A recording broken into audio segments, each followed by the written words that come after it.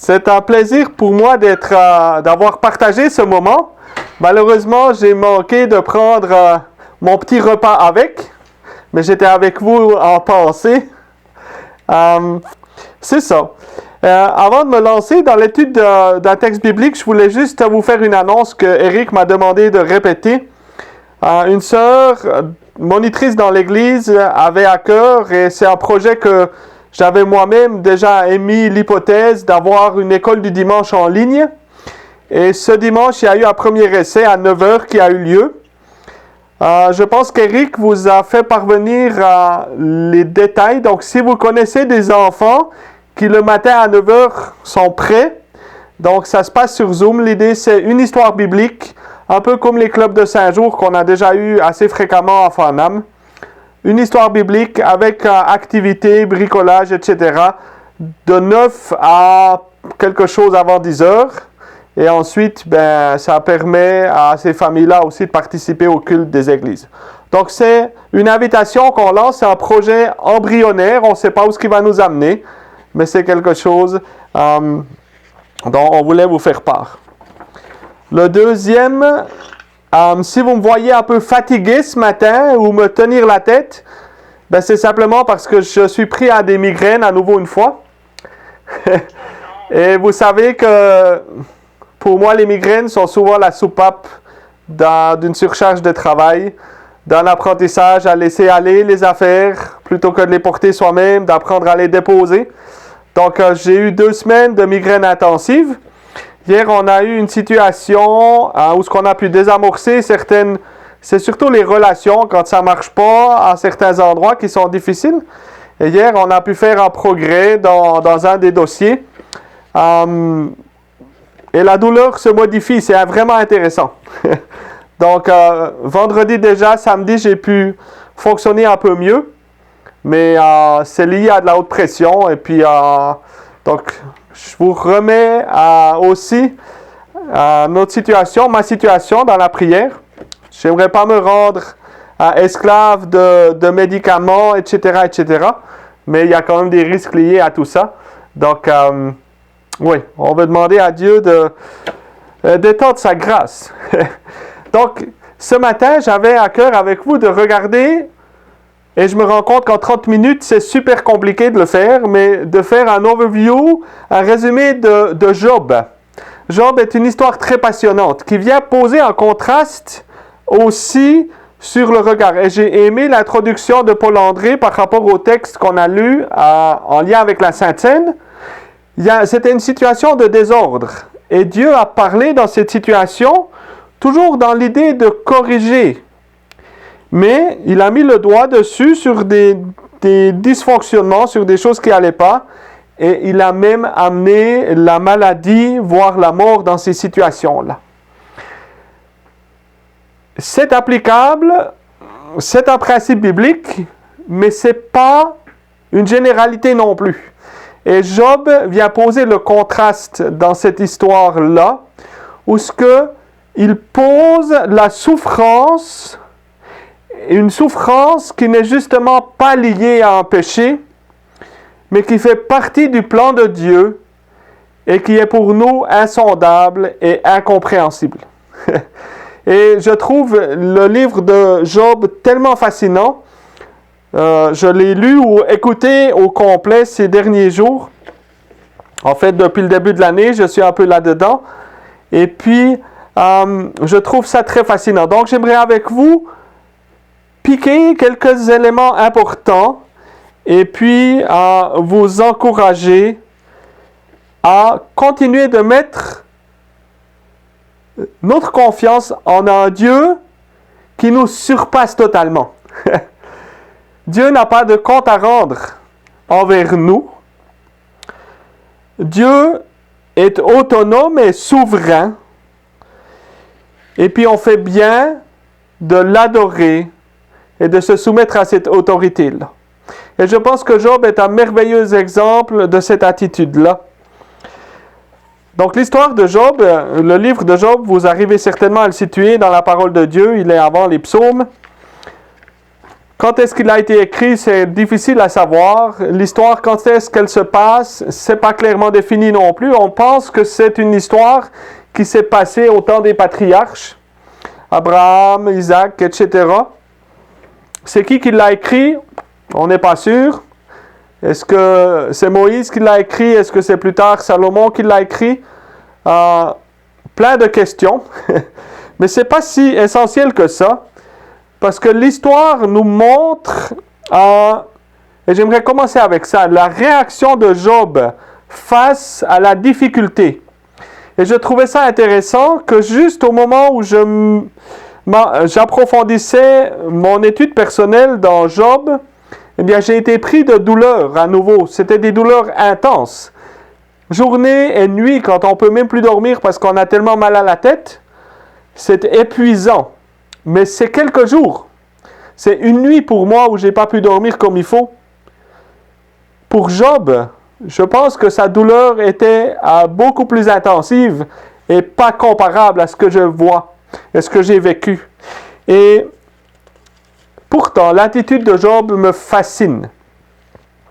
On y découvre dans les premiers versets que je ne vais pas lire, un homme dont il est dit intègre et droit, il craignait Dieu et se détournait du mal. Donc un homme qui aux yeux de Dieu était exemplaire, sa relation avec Dieu était bonne, si on parlait d'une telle personne au temps d'aujourd'hui, on dirait une personne de foi, une personne qui avait beaucoup de biens. Il a dit que c'était le nomade le plus important de son temps. Donc ce n'était pas un nobody, c'était quelqu'un d'important. Évidemment, Dieu avait béni son travail, mais c'était ça la situation. Il avait un certain épanouissement qui était là, mais très clairement, une relation avec Dieu saine. Il était en bon ordre dans sa relation avec Dieu. Au point que quand il parle de sa famille et des agissements de sa famille, il agit en sacrificateur. Il donne des sacrifices à Dieu, il les présente, pour si au cas, ses enfants avaient commis des choses qui auraient été injustes, du péché. Peut-être mes fils ont-ils péché, peut-être ont-ils offensé Dieu dans leur cœur. Et il a dit, voilà ce que faisait toujours Job. Pour moi, absolument un exemple à reproduire aussi en tant que papa. Comme tu le mentionnais, Paul-André, ce matin, le rôle de papa, bien imparfait qu'on est parfois. Et cette prière pour nos enfants, un exemple qui est bon. Donc, le livre de Job nous laisse aussi voir, j'utilise cette expression, derrière le rideau. Vous savez, il y a, en lisant le livre de Job, on peut lire la réaction de Job. Mais l'auteur de ce livre, bien que ça soit écrit d'une manière plus poétique, peut-être plus fantaisiste dans un certain sens, néanmoins, l'auteur nous laisse voir une réalité céleste aussi. De ce qui se passe dans les lieux célestes, de ce qui se passe dans la présence de Dieu. Ça sera le deuxième aspect de notre découverte ce matin. Mais le premier aspect, c'est le premier malheur qui tombe sur Job. En résumé, on lit dans les versets 12 à 19, comme il perd ses animaux, ses outils de travail. Des Sabéens se sont jetés sur eux, qu'on lit ça à partir de Job au chapitre 1, au verset 12 à 19. Là, il est expliqué comme il perd ses bœufs. À chaque fois, un messager vient y rapporter cette mauvaise nouvelle. Ensuite, un autre messager vient et lui dit, « La foudre est tombée du ciel, a embrasé les brebis et les serviteurs et les a dévorés. Je suis le seul à avoir pu m'échapper pour t'en apporter la nouvelle. » Sans attendre, le texte continue et vient dire, « Regarde, des Chaldéens répartis en bande se sont précipités sur les chameaux et les ont enlevés. Ils ont tué les serviteurs à coups d'épée. Et je suis le seul qui a pu m'en échapper. » il parlait encore lorsqu'un autre messager arriva et dit, « Pendant que tes fils et tes filles mangeaient et buvaient du vin chez leur frère aîné, un grand vent est venu depuis l'autre côté du désert et a frappé contre eux les quatre coins de la maison. Elle s'est écroulée sur les jeunes gens et ils sont morts. Je suis le seul à avoir pu échapper. » Je pense que personne de nous a vécu cette intensité-là. Mais plusieurs d'entre nous avons vécu des choses qui sont ressenties de cette même manière-là. C'est un coup de poing en pleine figure. C'est quelque chose qui vient à transformer nos vies totalement. Job subit du tac au tac une perte totale, on pourrait dire. Il est là face à son existence qui s'écroule. Et la parole de Dieu nous donne un regard dans le cœur, dans la réaction de cet homme exemplaire. Il est dit dans Job 1 au verset 20, la chose suivante. Job se leva, déchira son manteau et se rasa la tête, puis il se jeta par terre et se prosterna. Et dit, « C'est nu que je suis sorti du ventre de ma mère, et c'est nu que je repartirai. L'Éternel a donné, l'Éternel a repris. » Et plusieurs d'entre nous, nous serons peut-être tentés d'arrêter là. Et regardez la phrase qui est ajoutée. « Que le nom de l'Éternel soit béni. » Frères et sœurs, quelle relation que Job devait avoir avec Dieu pour pouvoir exprimer cette adoration, ce respect devant Dieu. Incompréhensible ce qui s'est passé.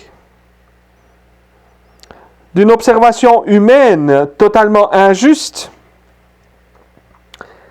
Et dans une grande humilité, Job répond avec les paroles que je viens de lire. Alors maintenant, on pourrait prendre ça comme mesure et vouloir l'appliquer à chacune des situations. Et j'aime beaucoup la parole de Dieu parce que là, on pourrait dire que ça, c'est l'exemple parfait. Job est un exemple parfait. Un deuxième malheur s'acharne sur la vie de Job. Et là, c'est sa santé qui est touchée. On lit ça dans le 2e chapitre. On y lit la chose suivante, à chapitre 2, verset 7, il est dit, « Puis il frappa Job d'un ulcère purulent, depuis la plante des pieds jusqu'au sommet du crâne. » Alors, quelle est la réaction de Job ici? La parole de Dieu nous le met en évidence. Elle dit, « Job prit un tesson pour se gratter et s'assit sur de la cendre. » Sa femme lui dit, « Tu persévères dans ton intégrité. Maudis donc Dieu et meurs. » Mais Job lui répondit, « Tu tiens un langage d'une folle. Nous acceptons le bien de la part de Dieu et nous n'accepterions pas aussi le mal. Dans tout cela, Job ne pécha pas par ses lèvres. » Ici, encore une fois, une réaction claire. Et si vous continuez la lecture dans le chapitre 3, vous voyez que Job montre une humanité très claire, au point de maudire le jour où il est né. Il n'a pas maudit Dieu, contrairement au conseil qu'il avait reçu, qui était d'ailleurs un très mauvais conseil. Mais Job a passé par la vulnérabilité aussi. Et souvent, quand on prend des exemples bibliques, on n'y voit que le côté héroïque, comme il a super bien fait. Mais Job a passé par des vallées profondes, au point de dire, si seulement j'étais jamais né, maudire le jour de sa naissance. Et dans tout ça, Dieu donne le témoignage qu'il est resté un homme intègre et droit. Ceci m'amène à mentionner l'importance de l'humilité. En tant que chrétien, on dit qu'on met notre confiance en Dieu. Soyons humbles. Soyons humbles. Prosternons-nous devant Dieu. Qu'on comprenne ou qu'on ne comprenne pas. Dieu est souverain. Et le deuxième, rappelons-nous que nous sommes vulnérables. Et que Dieu connaît cette vulnérabilité-là. Il la connaît parfaitement. Je lisais le verset qui est donné dans le psaume 103 au verset 4. Il se souvient de quoi nous sommes formés. Frères et sœurs, nous sommes des créatures de Dieu. Dieu nous a créés. Mais il nous a créés vulnérables. Les choses ne passent pas par-dessus nous simplement comme ça. Ça peut venir nous chercher, comme on dit ici au Québec. Et ça peut nous faire passer dans des situations difficiles. Alors, il vient cette grande question. Pourquoi? Pourquoi la souffrance? Qu'est-ce qu'elle a de bon, cette épreuve-là? Ça peut être une maladie physique. Et je sais que des personnes sont éprouvées dans leur santé physique. Et parfois, on se pose la question du pourquoi. Et j'aime l'histoire de Job parce qu'elle nous montre que même s'il n'y a pas une réponse qu'on peut attendre, on peut savoir que Dieu a des plans de bonté envers nous. Je prendrai ça encore pour conclure, mais je pense qu'il est aussi important de comprendre que ces souffrances, ces épreuves viennent s'inscrire dans un mécanisme qui nous échappe. Nous, on ne voit pas ce qui se passe dans les lieux célestes. Et la parole de Dieu nous emmène rarement de l'autre côté. Mais Job nous permet d'avoir un regard intéressant sur ce qui se passe. Et c'est pourquoi le livre de Job est précieux. Ça nous surprend parce que quand vous lisez autant dans le chapitre 1 qu'au chapitre 2, on y voit Dieu qui est présenté, qui habite le ciel. Il est dit au verset 6 du chapitre 1, « Un jour, les fils de Dieu vinrent se présenter devant l'Éternel. » Alors on s'imagine une situation céleste, une situation Dieu peut-être dans un moment d'adoration, puis ensuite cette image est totalement détruite par la phrase qui suit. Et Satan vint aussi au milieu d'eux. Incompréhensible pour nous. Satan vint au milieu d'eux, et regardez, un dialogue s'installe. L'Éternel dit à Satan, « D'où viens-tu » Satan répondit, « De parcourir la terre et de m'y promener. » L'Éternel dit à Satan, « As-tu remarqué mon serviteur Job? Il n'y a personne comme lui sur la terre. » Quel témoignage! C'est un homme intègre et droit, il craint Dieu et se détourne du mal.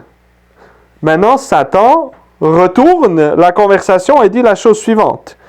Est-ce de façon désintéressée que Job craint Dieu? Ne l'as-tu pas entouré de ta protection, lui, sa famille et tout ce qui lui appartient? Tu as béni le travail de ses mains et ses troupeaux couvrent le pays.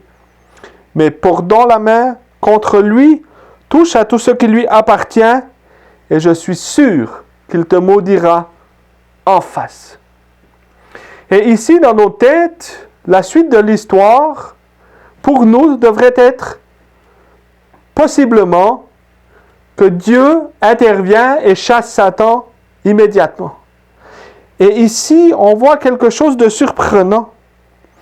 L'Éternel continue de parler à Satan et dit, « Voici tout ce qui lui appartient, je te le livre. Seulement, ne porte pas la main sur lui. » Regardez, ce combat est un combat qui manifeste la gloire d'un roi éternel.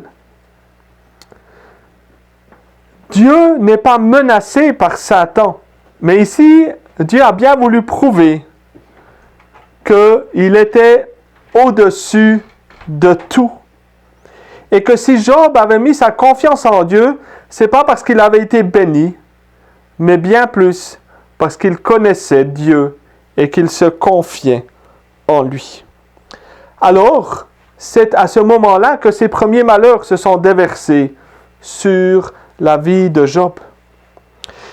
Il en va de même au moment où la santé de Job a été atteinte. À nouveau, il y a eu un dialogue entre Dieu et Satan. Et à nouveau, Satan a mis Dieu au défi d'une certaine manière et lui a dit, il craint Dieu et se détourne du mal, il persévère dans son intégrité et c'est sans raison que tu m'incites à le perdre. Satan répondit à l'Éternel, peau contre peau, tout ce qu'un homme possède, il est prêt à l'échanger contre sa vie. Mais porte donc la main contre lui, touche ses os et sa chair, et je suis sûr qu'il te maudira en face. L'Éternel dit à Satan, le voici, je te le livre, seulement épargne sa vie. Incroyable de voir quelque chose se dérouler qui nous échappe, n'est-ce pas? Et pour comprendre toute la bonne dynamique, il y a quelque chose d'important. Vous savez, pour certaines personnes, le monde est constitué du bien et du mal. Deux forces égales qui se rencontrent et qui se combattent. Ça se trouve dans certaines séries de films, cette idée, il y a les puissances du mal, puis il y a les puissances du bien, elles se combattent. Mes frères et sœurs, ce n'est pas l'idée qui est démontrée ici. Le livre de Job met en évidence claire qui est le chef, qui est le patron. Il n'y a qu'un seul Dieu, et ce Dieu est l'Éternel. Satan n'est pas du même rang. Satan est un être créé par Dieu, déchu, qui s'est opposé à Dieu, qui fait du mal et cherche aujourd'hui encore à détruire l'œuvre de Dieu. On pourrait se souvenir de tous ces exemples qui sont donnés dans la parole, où ce qu'il est par exemple dit dans 1 Pierre 5, « Veillez, votre adversaire le diable rôde comme un lion rugissant, cherchant qui il dévorera. Résistez-lui avec une foi ferme, sachant que les mêmes souffrances sont imposées à vos frères dans le monde. » On le voit dans Apocalypse, un autre livre qui nous permet d'aller voir un peu ce qui se passe dans les lieux célestes. Et là, il est présenté comme étant l'accusateur de nos frères, celui qui les accusait devant notre Dieu, jour et nuit. Et frères et sœurs, quand on comprend que oui, il y a un combat qui est là, mais que ce combat est déjà réglé. Ce combat-là, ce n'est pas deux forces égales. C'est un Dieu immuable, éternel, qui est en place. Et un accusateur, un séducteur, un tentateur qui essaye de faire quelque chose. Et pourtant, oui, Dieu lui donne une certaine amplitude à agir. Mais dans cette amplitude qui est donnée dans l'histoire de Job, l'issue est la gloire de Dieu. C'est Dieu qui s'en ressort grandissant. Pourquoi? Parce que Dieu est celui qui est glorifié. Et c'est quelque chose qui va tellement à l'encontre de notre logique. Comment est-ce que la souffrance peut glorifier Dieu? Et Dieu nous dit qu'il n'a pas de compte à nous rendre. Quand je mentionnais la victoire de Dieu, on peut la lire dans Colossiens. Je ne sais pas si j'ai déjà mentionné, c'est un verset clé pour moi. Colossiens 2, versets 14 et 15, où il est dit Il a effacé l'acte rédigé contre nous, qui nous condamnait par ses prescriptions, et il l'a annulé en le clouant à la croix. Il a ainsi dépouillé les dominations et les autorités et les a données publiquement en spectacle, en triomphant d'elles par la croix. Quand il est fait mention ici de domination et autorité, on comprend que c'est Satan et ses anges à lui qui sont mentionnés. Et ces dominations-là, Dieu les a déjà livrées publiquement en spectacle, en triomphant d'elles par la croix. Ayons une idée claire. C'est pas une force du bien qui combat le mal et le mal qui combat le bien. C'est un Dieu souverain, aimant, recherchant le bien, mais autonome et souverain, glorieux. Et Satan, qui est un séducteur, un accusateur, un lion rugissant, qui cherche le malheur et qui cherche sa propre gloire.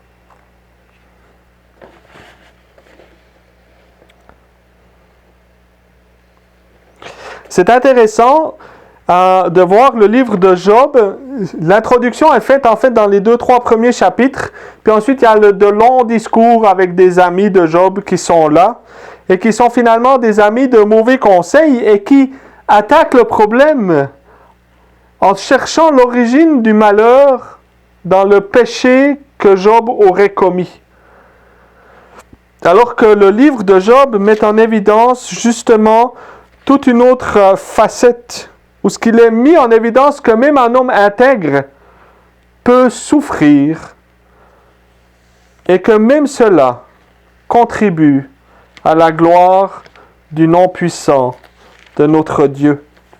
Alors, je veux simplement, le temps passe vite, vous référer aux chapitres qui sont plutôt à la fin du livre, à partir du chapitre 32. On peut y lire la chose suivante. Et j'aimerais simplement partager avec vous Job 33, quelques versets.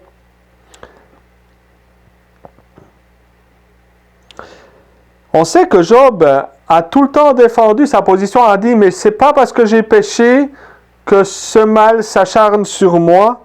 J'ai été une personne intègre devant Dieu. Au verset 10, on y trouve la chose suivante. Job s'exprimerait ainsi et dit, « Pourtant Dieu a trouvé des raisons de s'en prendre à moi. Il me traite comme son ennemi. Il met mes pieds dans des entraves. Il surveille tous mes mouvements. » Et là, l'interlocuteur répond, « Je te répondrai que sur ce point-là, tu as tort. En effet, Dieu est plus grand que l'homme. Pourquoi donc entrer en procès avec lui parce qu'il ne rend aucun compte de ses actes? » Et c'est pourquoi, en découvrant Job, je me suis dit que je ne suis pas certain qu'on aura une réponse à toutes nos questions. N'est-ce pas? Il me semble voir ici que Dieu ne se rend pas redevable de ses décisions envers nous, mais que Dieu nous encourage à persévérer. Merci. Que Dieu nous encourage à persévérer plutôt que de demander pourquoi. Pourquoi? Il a dit au verset 14, Dieu parle cependant tantôt d'une manière, tantôt d'une autre. Et on ne le remarque pas. Il parle dans des rêves, des visions, quand un sommeil profond tombe sur les hommes, quand ils sont endormis sur leur lit, il leur communique alors son message et confirme les avertissements qu'il leur donne. Il veut ainsi détourner l'homme de sa manière de faire. Il évite à l'homme fort de tomber dans l'orgueil. Il préserve son âme de la tombe et sa vie de la menace du javelot. Au chapitre 34, le verset 10, il est dit ceci, « Écoute-moi donc, homme, écoutez-moi donc, homme de bon sens. Dieu n'a rien à voir avec la méchanceté. Le Tout-Puissant n'a rien à voir avec l'injustice. Il paye à l'homme le salaire de ses actes. Il traite chacun en fonction de sa conduite. En vérité, Dieu ne commet pas le mal. Le Tout-Puissant ne fausse pas le droit. Alors finalement, le livre de Job nous encourage à persévérer et à mettre notre confiance en un Dieu bon qui ne nous traite pas avec méchanceté et avec toute confiance, sachant que c'est lui qui est tout-puissant et souverain. Il a le droit de prendre les décisions qu'il veut, sans que notre adoration en soit altérée. Je termine avec le verset de Jacques 5 parce que je pense qu'il mentionne bien le sens du livre de Job. Je suis conscient que là, c'est 42 chapitres que j'ai pris en survol rapide, en 30 minutes. Jacques, alors il faut que je le trouve. Jacques me perd toujours un peu parce que dans certaines traductions, il est placé avant Hébreu et dans d'autres traductions après. Mais Jacques 5, on y lit la chose suivante. À partir du verset 7, il est dit ceci: « Soyez donc patients, frères et sœurs, jusqu'au retour du Seigneur. Voyez le cultivateur, il attend le précieux fruit de la terre en faisant preuve de patience envers lui jusqu'à ce qu'il ait reçu les premières et les dernières pluies. Vous aussi, soyez patients, affermissez vos cœurs, car le retour du Seigneur est proche. Ne vous plaignez pas les uns des autres, frères et sœurs, afin de ne pas être jugés. Voici que le juge se tient à la porte. Mes frères et sœurs, prenez pour modèle de patience dans la souffrance les prophètes qui ont parlé au nom du Seigneur. Nous disons heureux ceux qui persévèrent. Vous avez entendu parler de la persévérance de Job et vous avez vu la fin que le Seigneur lui a accordée, car le Seigneur est plein de tendresse et de compassion. » Donc voilà la conclusion qu'on peut lire dans le Nouveau Testament. Ces bénédictions, on les trouve dans les derniers chapitres de ce livre de Job. Et c'est avec ça que j'aimerais vous laisser. Alors, ne nous plaignons pas, mais persévérons. Vous avez entendu de la persévérance et vous avez vu la fin que le Seigneur a accordée, car le Seigneur est plein de tendresse et de compassion. Quel Dieu merveilleux, même si on n'est pas capable de sonder sa pensée.